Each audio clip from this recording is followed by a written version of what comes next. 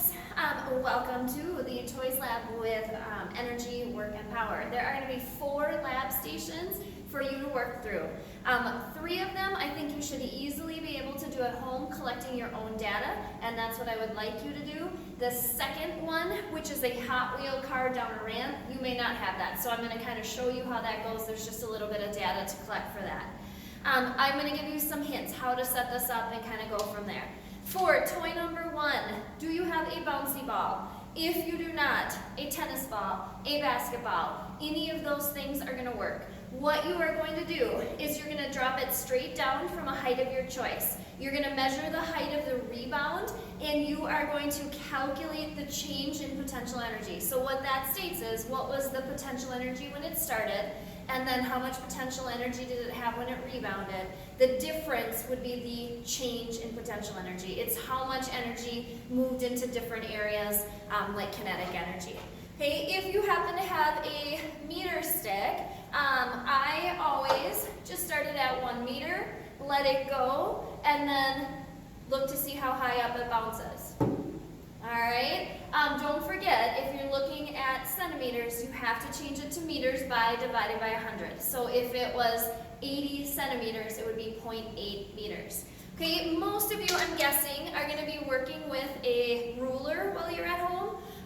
So a ruler goes to about 30 centimeters, which would be 0.3. That would be your starting height. You let it bounce to see how high up it goes on the rebound. Measure that as well, and then calculate the potential energy it had at the beginning, how much it had at the bounce, and from there subtract to find the difference. Alright, toy number 2 is the Hot Wheel car down the ramp.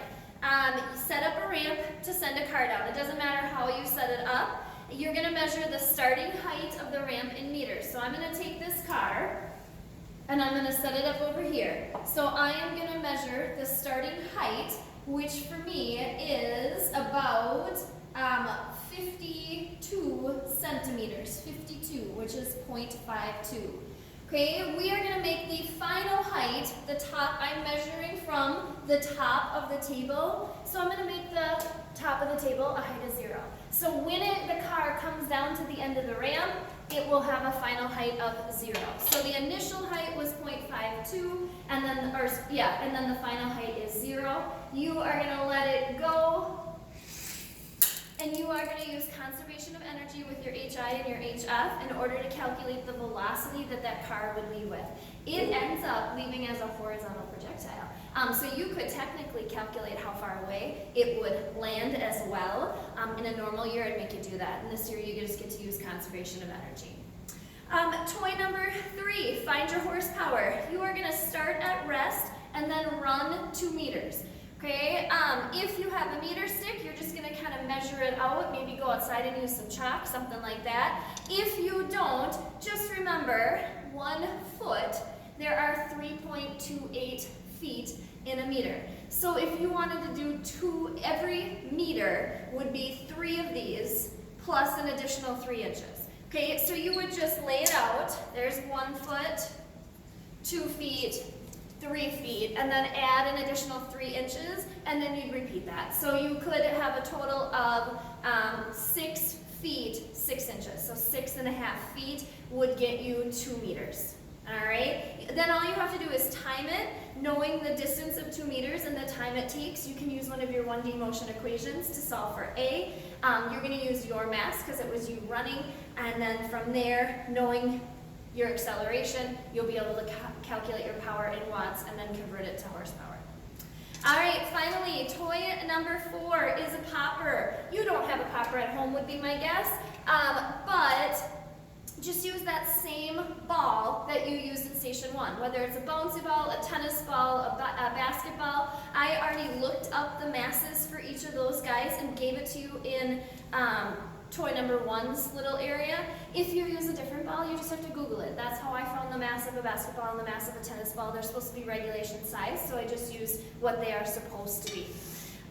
For this, all you have to do is take the time that it takes, measure, or use a timer to find the time that it takes for it to go up, just straight up, and then from there, you are going to, knowing the mass of the ball from problem number 1, you are going to be able to calculate delta y using an old 1D motion equation, and if you know the height, delta y, you can find the potential energy because it's mass times gravity times height.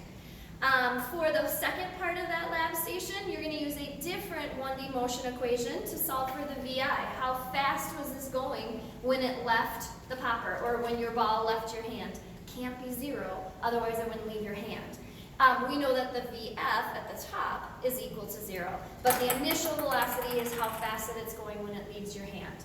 Okay, once you've calculated that velocity, you can then find the kinetic energy of the ball, the 1/2 mass times that velocity squared, whatever your initial velocity was. At that point, you use that velocity to find the kinetic energy.